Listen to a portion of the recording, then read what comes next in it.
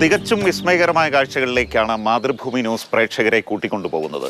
രാജ്യത്തെ പ്രമുഖ കടുവാ സങ്കേതം, അതുപോലെ തന്നെ സോഷ്യൽ മീഡിയയിൽ ഏറ്റവും അധികം ആൾക്കാർ ഫോളോ ചെയ്യുന്ന കടുവാ സങ്കേതം രാജസ്ഥാനിലെ രന്തംബോറാണ്. ഒപ്പം മറ്റൊരു പ്രത്യേകത കൂടിയുണ്ട്. ഈ കടുവാ സങ്കേതത്തിൻ്റെ മേധാവി ഒരു മലയാളിയാണ്. ഇതാ എൻ്റെ അടുത്തുണ്ട് KR അനൂപ് IFS, ഇരിങ്ങാലക്കുട സ്വദേശിയാണ്. അദ്ദേഹമാണ് ഇപ്പോൾ രന്തംബോറിൻ്റെ അധിപൻ. നമസ്കാരം. നമ്മളെ സംബന്ധിച്ചിടത്തോളം വളരെ പ്രസ്റ്റീജിയസ് ആയൊരു പോസ്റ്റാണ്. ഒരുപക്ഷെ ഫോറസ്റ്റ് ഉദ്യോഗസ്ഥരെ സംബന്ധിച്ചും ഇതൊരു പ്രസ്റ്റീജിയസ് പോസ്റ്റാണ്. എന്തു തോന്നുന്നു? ശരിയാണ്, വളരെ ശരിയാണ് പറഞ്ഞത്. ഒരു അന്താരാഷ്ട്ര പ്രശസ്തിയുള്ള ഒരു കടുവാ സങ്കേതമാണ്. അതിനെ മാനേജ് ചെയ്യാൻ പറ്റുന്നത് ഒരു ഭാഗ്യമായിട്ടാണ് കാണുന്നത്. നമ്മുടെ നാട്ടിലെ പോലെ കടുവകളെ വല്ലപ്പോഴും മാത്രം കാണാൻ സാധിക്കുന്ന ഒരു രീതി അല്ല.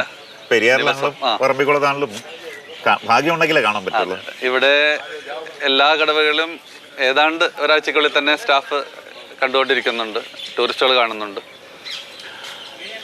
കുറെ പ്രത്യേകതകളുണ്ട്. നിങ്ങൾക്ക് വഴിയെ കാണാം. പ്രധാന ഗേറ്റാ ഇത് ജോഗി മഹൽ ഗേറ്റ് എന്ന് പറയുന്ന പാർക്കിന്റെ പ്രധാന കവാടങ്ങളിൽ ഒന്നാണ്. കുറെ ടൂറിസം സോണുകളുണ്ട്. അതിൽ പ്രധാനപ്പെട്ട ടൂറിസം സോണുകളിലേക്കുള്ള പ്രവേശനം ഇതിൽ കൂടെയാണ്. പ്രേക്ഷകർ കൈ തുറന്നിടാം.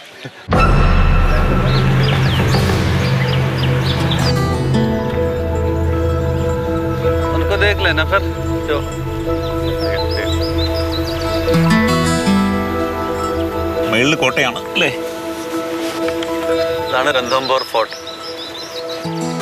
നമ്മുടെ പൃഥ്വിരാജ് ചൗഹാൻ എന്ന് പറഞ്ഞിട്ടൊരു റൂളറുണ്ട്. അദ്ദേഹത്തിന്റെ മകൻ ഗോവിന്ദ് എന്ന പേരുള്ള ഒരാളാണ് ഇതിനെ ഡെവലപ്പ് ചെയ്യുന്നത്. ചരിത്രം ശരിക്കും തുടങ്ങുന്നതാണ്.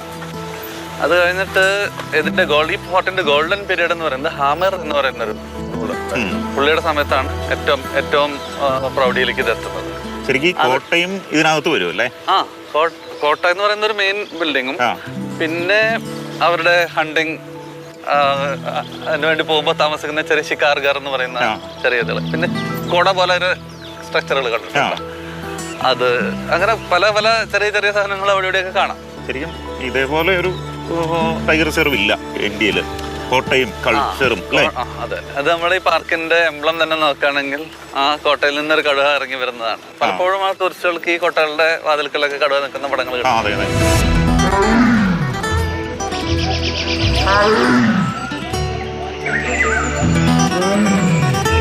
ശരിക്കും എത്ര കടുവയുണ്ട് ഈ രന്തംബോറിൽ? ഇപ്പോഴത്തെ ലേറ്റസ്റ്റ് കണക്ക് പ്രകാരം 20 ആൺകടുവയും 26 പെൺകടുവയും പിന്നെ ബാക്കി അഡൾട്ട് സബ് അഡൾട്ട് എല്ലാം ചേർത്ത് 73 കടുവയാണ് കഴിഞ്ഞ കവാടം. അതെ, കോട്ടയ്ക്ക് ഇങ്ങനെ പല കവാടങ്ങളുണ്ട്. അവർ എൻട്രൻസ് ആളുകളുടെ പ്രവേശനം നിയന്ത്രിച്ചിരുന്നത് ഇതുപോലെയുള്ള പല കവാടങ്ങൾ കൂടെ ആയിരുന്നു. ഇതിന്റെ മുകളിൽ കടുവ വന്നിട്ടുണ്ട് ഒരുപാട്. കടുവ മതിലിന്റെ മുകളിൽ കിടക്ക് കയറി അങ്ങ് നടന്നു പോകും. ഈ കടുവകളെ എങ്ങനെ ഐഡന്റിഫൈ ചെയ്യും? എല്ലാം ഇപ്പം നമ്മൾ നോക്കുമ്പോൾ ചിലതിനൊക്കെ പേര്, ഉസ്താദ് എന്നൊക്കെ പറഞ്ഞാൽ ഭയങ്കര ഫേമസ് ആയ കടുവകളുടെ കഥകളൊക്കെ ഇങ്ങനെ കേട്ടിട്ടുണ്ട്. ശരിക്കും കടുവേനെ തിരിച്ചറിയാനായിട്ട് പല മെത്തഡുകൾ ഉണ്ടെങ്കിലും നമുക്ക് പരിചയമായി കഴിഞ്ഞാൽ പിന്നെ ഈ പറഞ്ഞ സ്ട്രൈപ്പ് നോക്കാൻ, അതിന്റെ കളർ പാറ്റേൺ നോക്കണം, പഗ്മാർക്കിന്റെ സൈസ് നോക്കൊന്നും വേണം. നമുക്ക് ദൂരെ നിന്ന് കണ്ടാൽ തന്നെ എന്നാളെ വരുന്നത് നമുക്കറിയാലോ. അത്രയും പരിചയമാണ് ഇവിടുത്തെ ആളുകൾക്ക് കടുവകളെ. ഇവിടുത്തെ കടുവ പേര് വീഴുന്നത് വളരെ പെട്ടെന്നാണ്. ചിലപ്പോൾ ആ കടുവയുടെ എന്തെങ്കിലും പ്രത്യേകതകളായിരിക്കും, സ്വാഭാവികമായിട്ടുള്ളതായിരിക്കും, അതിന്റെ മേലുള്ള വല്ല മാർക്കുകളായിരിക്കും. അത് വെച്ചിട്ടാണ് പേരിടുന്നത്. ഏറ്റവും താരമാരാ ഇപ്പോൾ റിദ്ധി എന്ന പേരായിട്ടുള്ളൊരു പെൺകടുവയാണ് ഇപ്പോഴത്തെ താരം. കാരണം മെയിൻ ടൂറിസം സോണിൽ ഏറ്റവും അധികം ടൂറിസ്റ്റുകൾ കാണുന്ന ഒരു കടുവയാണത്.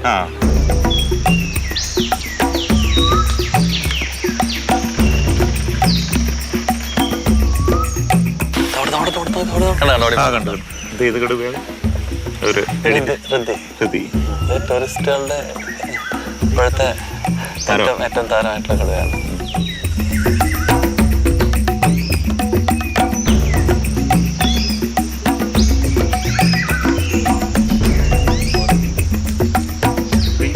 പോണ്ടുകൾ ഒരുപാടുണ്ടല്ലേ? ഇതൊന്നും ഒരിക്കലും പറ്റാത്ത പോണ്ടുകളാണ്. ക്രോക്കഡൈൽസ് ഉണ്ട് ഇതിൽ നിറയെ. ആ കടുവയും ക്രോക്കഡൈലും തമ്മിലുള്ള പല ഇന്ററാക്ഷൻസ്. ഒരു കടുവ മുതല പിടിച്ച് അകത്തേക്ക് കൊണ്ടുപോയിട്ടുണ്ട്.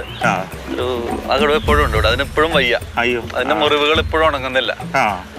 റെപ്റ്റൈൽസിനെല്ലാത്തിനും വായിൽ ഒരുപാട് ഈ മൈക്രോബ്സ് ഉള്ളതുകൊണ്ട് നമ്മൾ പാമ്പ് കടിച്ചാലും ചിലപ്പോൾ മുറിവ് ഉണങ്ങാതിരിക്കില്ലേ, അതുപോലെ ആ കടുവ ഇപ്പോഴും മുറിവ് ഉണങ്ങാതെ 2 വർഷമായിട്ട് ഇങ്ങനെ സർവൈവ് ചെയ്യുന്നുണ്ട്. ഈ മുതല പിടിച്ചിട്ട് നമ്മൾ അതിന് എന്തെങ്കിലും നമ്മൾ ചികിത്സ കൊടുത്തോ? ടൂറിസ്റ്റുകൾ കണ്ടു നിൽക്കലാണ് ഈ കടുവേനെ മുതല പിടിക്കുന്നത്. അതിനെ പിടിച്ചു നിന്ന് വെള്ളത്തിനടിക്ക് ഒരു 4 സെക്കൻഡ് വെള്ളത്തിന്റെ അടിയിൽ കൊണ്ടുപോയിട്ട് കടുവ അവിടെ നിന്ന് ചാടി രക്ഷപ്പെട്ട് പുറത്തേക്ക് ഓടി പോകുന്നതാണ്. അതിന് ഒരു ദിവസം നമ്മൾ എന്നിട്ട് ആ ഒരു മുറിവ് നമ്മൾ വല്ലാണ്ട് കണ്ടപ്പോൾ ഒരു 3 ആഴ്ച മുമ്പ് ആ കടുവേനെ ഒന്ന് പിടിച്ചിരുന്നു. ട്രാങ്കുലൈസ് ചെയ്ത് പിടിച്ച് പോർട്ടബിൾ എക്സ്റേ മെഷീനൊക്കെ ഉണ്ട്, അത് വെച്ച് എക്സാമിനേഷൻ നടത്തിയിരുന്നു നമ്മൾ. അതിപ്പം അതിന്റെ അവസാന സ്റ്റേജിലാണ് ആ കടുവ. 13 വയസ്സ് എന്നൊക്കെ പറയുന്നത് വൈൽഡിൽ കടുവയുടെ അവസാന നാളുകളാണ്. 13 വയസ്സേ ഉള്ളൂ. 13 അല്ല, അത് 15, 16 വരെയൊക്കെ പോയിട്ടുള്ള കടുവകളുണ്ട്. പക്ഷെ 13, 14 ഏതാണ്ട് അവസാനിക്കാറായി എന്നുള്ളത്. പിന്നെ പ്രത്യേകിച്ച് പ്രൊഡക്ടിവിറ്റി ഒന്നും ഇല്ലാത്തൊരു സ്റ്റേജ്. പല്ലുകളെല്ലാം ഒന്നെങ്കിൽ തേയും അല്ലെങ്കിൽ ചിലപ്പോൾ കൊഴിയും. ആകുമ്പോൾ പിന്നെ ഹണ്ടിങ് എബിലിറ്റികൾ കുറയാണ്. പിന്നെ ഇത്രയും റിച്ച് ആയിട്ടുള്ള ടെറിട്ടറികൾ ഡിഫെൻഡ് ചെയ്യുന്നുണ്ടെങ്കിൽ അനിമലിന് അതിൻ്റെ പ്രൈം ഹെൽത്ത് കണ്ടീഷനിലായിരിക്കണം. അതല്ലെങ്കിൽ യങ് ആയിട്ടുള്ള കടുവകളുണ്ടല്ലോ, അത് ഈ ടെറിട്ടറി എടുക്കാനായിട്ട് ഇങ്ങനെ തയ്യാറായിട്ട് നിൽക്കുകയാണ്. ഇവൻ ഇവിടുത്തെ മെയിൽ എന്ന് വീക്കാവുന്ന അന്ന് മറ്റവൻ കയറി അറ്റാക്ക് ചെയ്യും. അങ്ങനെ ഒരു ഡെയിലി ഡിഫെൻഡിങ് വേണ്ടി വരുന്ന ഒരു സാധനമാണ് ഈ ടെറിട്ടറി. അതുകൊണ്ടാണ് ഈ കടുവ ചുറ്റും അവൻ്റെ സ്ഥലം എങ്ങനെ റോന്ന് ചുറ്റിക്കൊണ്ടേയിരിക്കും. എന്നിട്ട് അവൻ യൂറിൻ സ്പ്രേ ചെയ്യും മരങ്ങളിലൊക്കെ. എൻ്റെ പ്രസൻസ് ഇവിടെ ഉണ്ടെന്ന് കാണാം. മരങ്ങളുടെ മുകളിൽ കയറിയിട്ട് ഇങ്ങനെ മാന്തി, അത് മരങ്ങളെ അവനെ ഫുൾ സ്ട്രെച്ച് ചെയ്തിട്ടാണ് അങ്ങനെ മാന്ത മരങ്ങളുടെ. അപ്പം അവൻ നഖം വൃത്തിയാക്കലും അതിൻ്റെ ഒപ്പം തന്നെ അവൻ്റെ ഹൈറ്റും ഒക്കെ കാണിച്ച് തരുന്നൊരു സാധനമാണല്ലോ. അപ്പം ബാക്കി ആരെങ്കിലും കടുവകൾ വന്ന് വേറെ കടുവയുടെ പ്രസൻസ് ഉണ്ടെന്ന് പറയുമ്പോൾ അവിടെ നിന്ന് മാറിപ്പോകാൻ വേണ്ടിയിട്ടുള്ള ഒരു മെക്കാനിസം.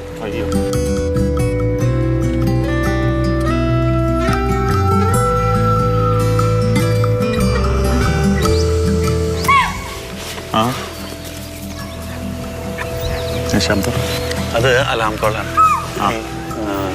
കടുവയുടെ ഹണ്ടിങ് ഏറ്റവും ബുദ്ധിമുട്ടായതുകൊണ്ട് എന്തുകൊണ്ടാണെന്ന് അറിയാം. കടുവ മൂവ് ചെയ്യുമ്പോൾ പക്ഷികളും ഇതുപോലെ മരത്തിന്റെ മുകളിൽ ഇങ്ങനെ കുരങ്ങളും അതിനെന്തായാലും കാണും. അവർ അലാം കോൾ ഇപ്പൊ നമ്മൾ കേൾക്കുന്ന അലാം കോളാണ്. എവിടെയോ കടുവയുണ്ട്.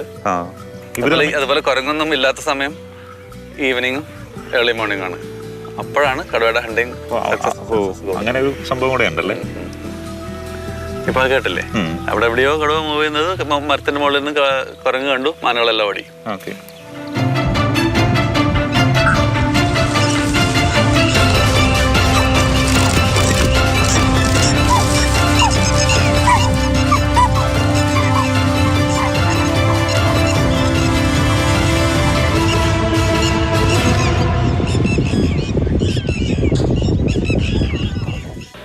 ഏതായാലും ഈ യാത്രകളുടെ ഏറ്റവും മെമ്മറബിളായ കാഴ്ചകൾ?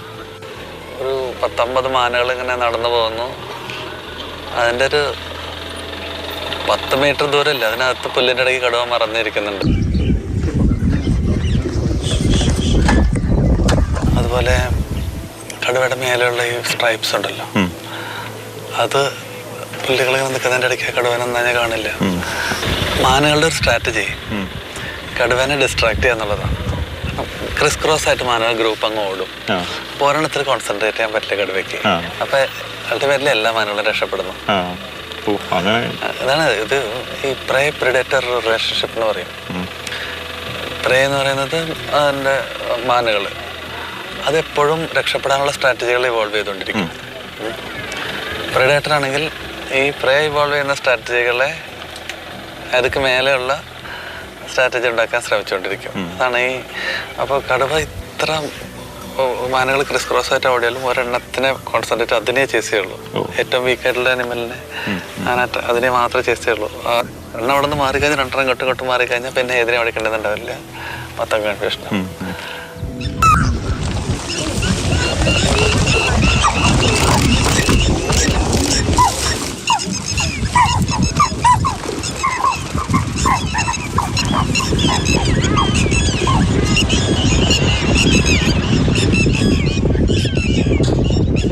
അത് ആ ഹണ്ടിങ്ങിലൊന്നും കിട്ടില്ല.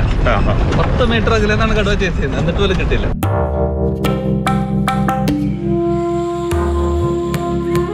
ഒരു ദിവസം എത്ര ആൾക്കാർ ഇവിടെ വിസിറ്റ് ചെയ്യുന്നുണ്ട്? ഈ പാർക്കിൽ മൊത്തം റോഡുകളുടെ നീളം നമുക്കറിയാം, അതിന് കണക്കുണ്ട്.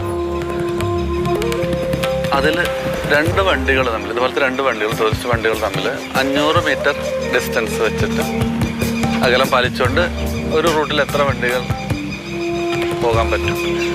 അപ്പോൾ അങ്ങനെ ഈ പാർക്കിൽ മൊത്തം 140 വണ്ടികളാണ് ഒരു മോർണിംഗ് സഫാരിക്കും, 140 വണ്ടികൾ ഈവനിങ് സഫാരിക്കും. ഇത്തിരി നമ്മുടെ റെഡ് വാറ്റിൽ ലാപ്പിങ് പേടിയില്ല. ഇല്ല, അത് അലാമാണ്. ഇത് അലാം കോളാണ് അതിൻ്റെ. അതിങ്ങനെ അതിന് ഈ മണ്ണിൽ മുട്ടയിടുന്ന പക്ഷിയാണ്. അപ്പൊ അവിടേക്ക് അതിന്റെ നമ്മുടെ ശ്രദ്ധ പോകാണ്ടിരിക്കാൻ വേണ്ടി നമ്മുടെ ശ്രദ്ധ മറ്റു സ്ഥലത്തേക്ക് മാറ്റുന്നതാണ്.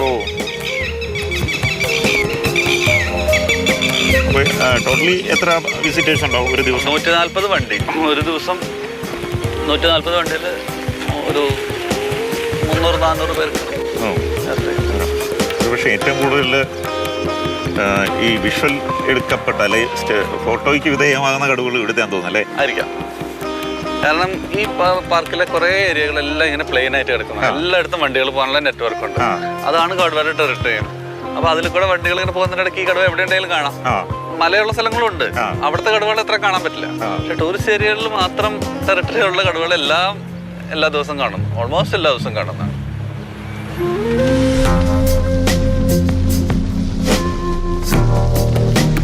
ടെറിട്ടറി എന്ന് പറയുന്നത് ഫുഡ് റിസോഴ്സിനെയും ഫീമെയിൽസിനെയും കൺട്രോൾ ചെയ്യുന്ന ഒരു ആൺകടുവയുടെ കൺട്രോളിൽ കൊണ്ടുവരുന്ന സ്ഥലമാണ് ടെറിട്ടറി.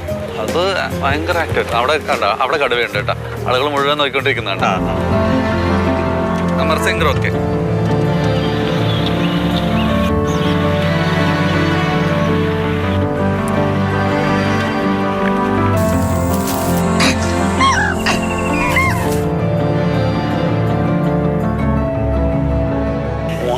മാത്രമാണ് ഒരു ടൂറിസം രാവിലെ ഉള്ളൂ. പിന്നെ 5 മണിക്കൂർ ഗ്യാപ്പ് കൊടുക്കും. കാരണം അല്ലെങ്കിൽ ആളുകളിങ്ങനെ ജിപ്സികളിൽ ഇതിനെ വട്ടം കൂടി നിന്ന് ഡിസ്റ്റർബ് ചെയ്തുകൊണ്ടിരിക്കും. ഇപ്പം നമ്മൾ കേട്ടില്ല എത്രയോ സൗണ്ടുകൾ ഉണ്ടാകുന്നുണ്ട്. കടുവയ്ക്കൊരു ശാന്തി കൊടുക്കാനായിട്ടുള്ള. അതുപോലെ തന്നെ പണ്ട് ഇവിടെ അതിൻ്റെ കുട്ടികളുണ്ട്. താഴേക്ക് ഇറങ്ങി. ഈ നാല എന്ന് പറയുന്നത് സ്ട്രീമിനെയാണ്. സ്ട്രീംസ് കടുവയുടെ ഏറ്റവും ഇഷ്ടപ്പെട്ട സ്ഥലങ്ങളാണ്. വെള്ളത്തിൽ കിടക്കാനും വെള്ളം കുടിക്കാനും. ഈ പിള്ളേരിപ്പോൾ 3 പേരെ അവിടെ ഒക്കെ ഒളിപ്പിച്ചിട്ടായിരിക്കും കടുവ ഹണ്ടിങ്ങിന് പോകുന്നത്. എന്ന് വെച്ചാൽ അതിന് അപ്പുറത്തപ്പുറത്തുള്ള മെയിൽ ടൈഗേഴ്സ് ചിലപ്പോൾ ഇതിനെ ഫീമെയിലിൻ്റെ കബ്സിനെ കൊന്നുകളയും. പിന്നെ ബയോളജി എന്താണെന്ന് വെച്ചാൽ ഫീമെയിൽസിൻ്റെ കൂടെ കമ്പുള്ള സമയത്ത് ഫീമെയിൽ വേണ്ട ഹീറ്റിലാവില്ല. അപ്പം മെയിൽ ടൈഗേഴ്സിന് ഫീമെയിൽ എത്രയും കൂടുതൽ ടൈഗേഴ്സ് ഹീറ്റിലുണ്ടെങ്കിൽ ഇത്ര അഡ്വാൻറ്റേജ് ആണല്ലോ. ഇതിനെ ഇവിടെ ഒളിപ്പിച്ചിട്ട് വേറെ ആനിമൽസ്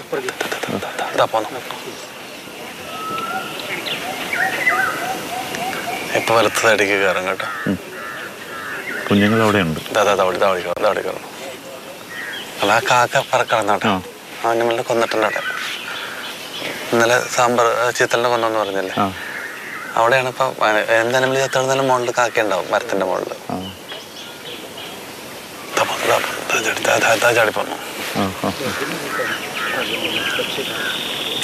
കാരണം കില്ലിനെ പ്രൊട്ടക്ട് ചെയ്യും. വയറ് നിറഞ്ഞ് കഴിച്ച് കിടക്കുകയാണെങ്കിലും അതിനെ പ്രൊട്ടക്ട് ചെയ്യും. അതിനെ വേറെ അനിമൽസ് ഒന്നും തന്നെ സമ്മതിക്കില്ലല്ലോ.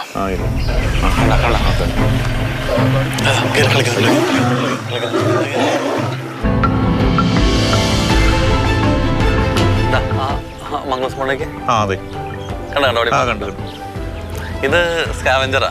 കടുവ പിടിച്ചിട്ടിരിക്കുന്ന മാൻ്റെ 2 പീസ് പെട്ടെന്ന് മേടിച്ച് മാറ്റി ഓടുന്ന സാധനമാണ്. ഇപ്പൊ ഇന്നലെ ആ റിദ്ദി എന്ന് പറഞ്ഞ കടുവ ഒരു സാമ്പാറിനെ കൊന്നിട്ടുണ്ട്. ആ സാമ്പാറാണ് അതിൻ്റെ അപ്പുറത്ത് ആ നമ്മൾ കാണാൻ പറ്റാത്ത മരത്തിന്റെ സൈഡിലല്ലേ, അവിടെ ഉണ്ട് അത്. അപ്പൊ അതിലേക്കാണ് ഈ 3 കടുവ കുട്ടികളും റിദ്ദിയും പോയി അതിനെ ഫീഡ് ചെയ്തിട്ട് ഇവിടെ ഈ സ്ട്രീമിൽ പോയി വെള്ളം കുടിച്ചിട്ട് തിരിച്ചു പോയിക്കൊണ്ടിരിക്കുന്നത്. ഈ 3 കടുവ കുട്ടികളും തള്ളിയുള്ളതുകൊണ്ട് ഓൾമോസ്റ്റ് ഡെയിലി അല്ലെങ്കിൽ 1-2 ദിവസങ്ങളിൽ ഒരു കില്ല് വേണ്ടി വരും. ഒരു മാന എത്ര ദിവസം കൊണ്ട് തിന്നും? കടുവ ഒറ്റയ്ക്കാണെങ്കിൽ ഒരാഴ്ചയാണ് ഒരു കില്ല്. സാധാരണ ഒരു നല്ല മാൻ്റെ സൈസല്ല അതൊരു കടുവ. അതിനൊരു വർഷത്തിൽ 52 ഒരു മാൻ്റെ സൈസുള്ള അനിമൽസ് വേണമെന്നാണ് ഒരു കടുവയ്ക്ക്. ഇപ്പൊ ഇത് 3 ഇല്ലേ, 3 കപ്സും ഓൾമോസ്റ്റ് ഒരു കടുവ തള്ളക്കടുവയുടെ അത്ര വലിപ്പമുള്ള 3 കപ്സും ഉണ്ട്. അപ്പൊ ഇതിന് ഓൾമോസ്റ്റ് ഡെയിലി വേണം. ഒറ്റയടി തിന്നില്ല, പിടിച്ചു കഴിഞ്ഞാൽ അതിന് മുഴുവനും തിന്നും. കാരണം ഒരെണ്ണത്തിൽ പിടിക്കാനുള്ള അറ്റംപ്റ്റ് എത്ര എണ്ണം വേണമെന്ന് ഞാൻ പറഞ്ഞില്ലേ, ഒരുപാട് അറ്റംപ്റ്റ് നടത്തും. പിന്നെ ഈ പാറക്കല്ലിന്റെ ഇടയ്ക്കൊക്കെയാണ് ഓടുന്നത്, ഇഞ്ചുറി പറ്റാം. ഈ പാഡിന് വലിയ അത്ര ഹാർഡൊന്നല്ല, അതിൽ നല്ല മുള്ളോ അല്ലെങ്കിൽ പാറക്കല്ല് തട്ടി ഇഞ്ചുറി പറ്റാം. ഇത്രയും റിസ്കിലാണ്, ഇത്ര എഫർട്ട് എടുത്തിട്ടാണ് അവർ ഇത് പിടിക്കുന്നത്. അതുകൊണ്ട് അത് മുഴുവൻ തിന്നും. നമ്മുടെ നാട്ടിലൊക്കെ കടുവ പോത്തിനെയൊക്കെ പിടിച്ചിട്ടേ കുറെ നാള് അത് ചീഞ്ഞൊക്കെ തുടങ്ങിയിട്ട് എന്നാലും കഴിച്ചോണ്ടിരിക്കുന്ന കണ്ടിട്ടില്ല. ആൾക്കാർ പറയുന്നത് ചിലപ്പോ അതിന് ചീഞ്ഞ് അഴുകി കഴിഞ്ഞിട്ടായിരിക്കും അതിന്റെ ഇഷ്ടം. അങ്ങനെയല്ല, അത് അടുത്തൊരു എഫർട്ട് എടുത്തിട്ട് പോത്തിനെ പിടിക്കുന്ന അത്രയും വേണ്ടി വരും.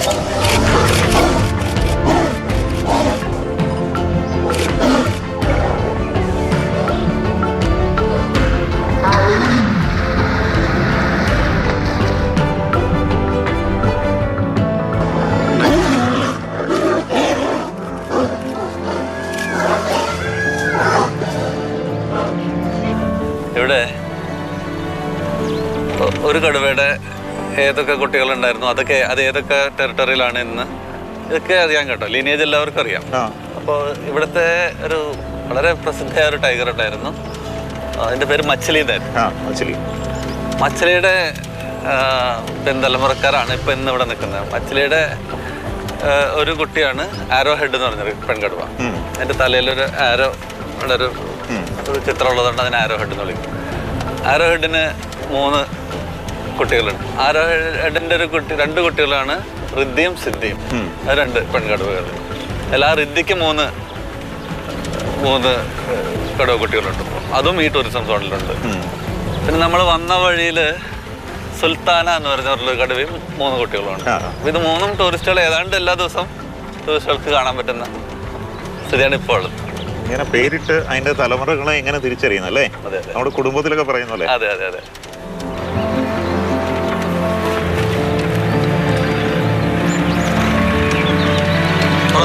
ഓർപ്പിച്ചേ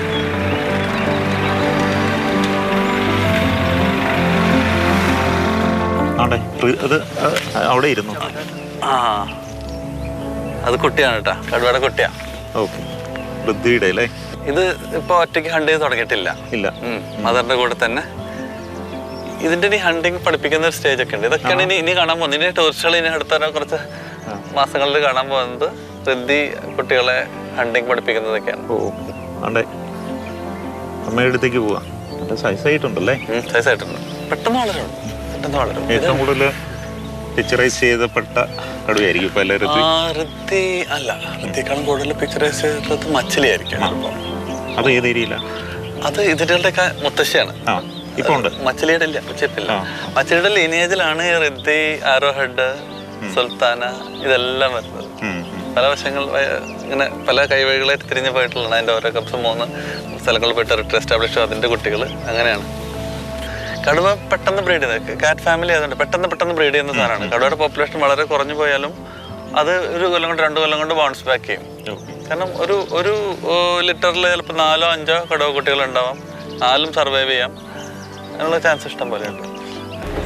അത് ഈ സ്ഥലത്തെ വിസിബിലിറ്റി ഉണ്ടോ? എത്ര ദൂരം?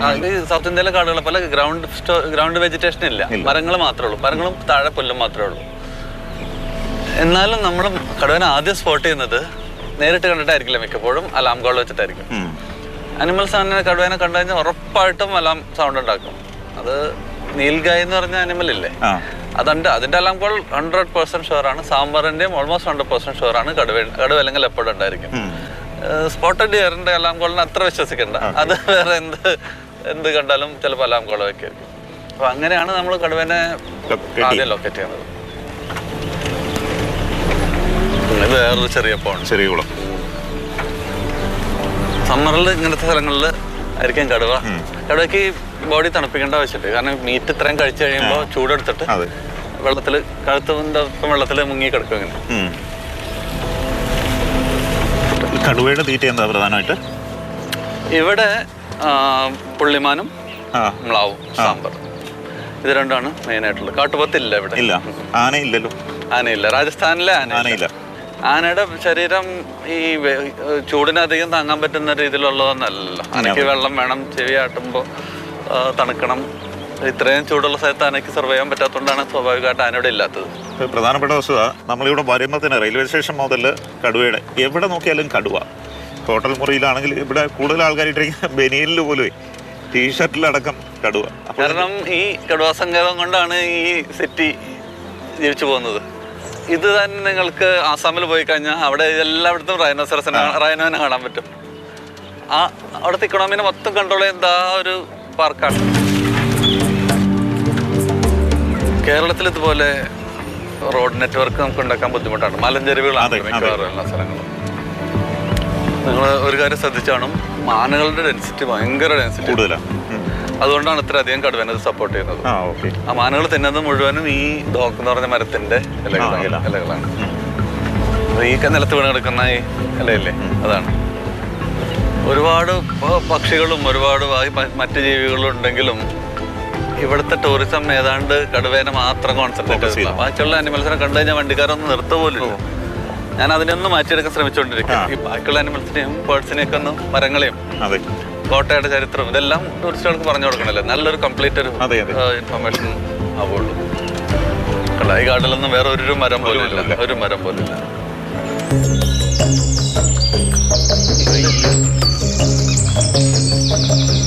ഇവിടുത്തെ എല്ലാ സ്ഥലത്തും ഈ പക്ഷി ഇത്ര ഫ്രണ്ട്ലി ടൂറിസ്റ്റ്. മലഞ്ഞാലി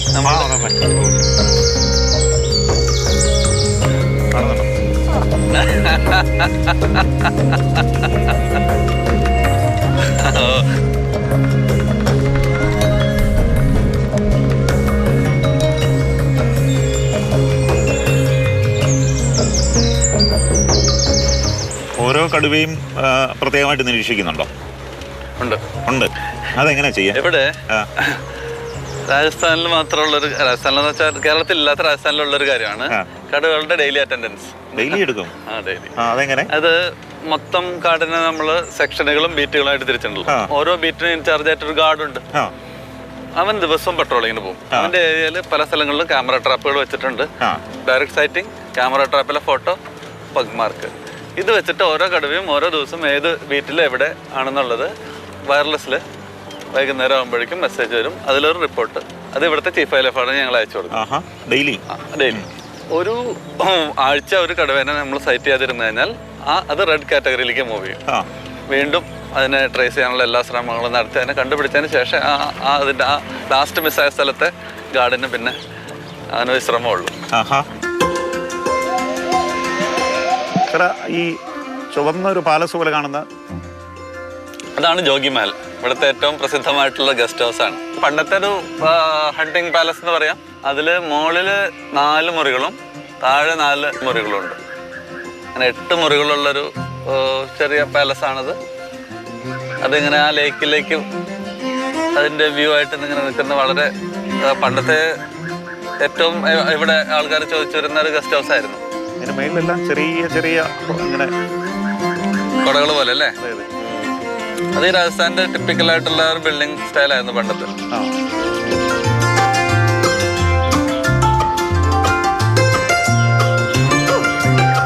അങ്ങനെ അവസാന കവാടവും കഴിഞ്ഞ് നമ്മൾ തിരിച്ചെത്തിയിരിക്കുകയാണ്.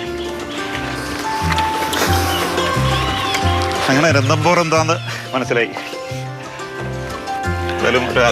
നിങ്ങൾ കണ്ടിട്ടുള്ളത് ഒരു 10% ഓഫ് രന്തംബോർ മാത്രമേ ഉള്ളൂ.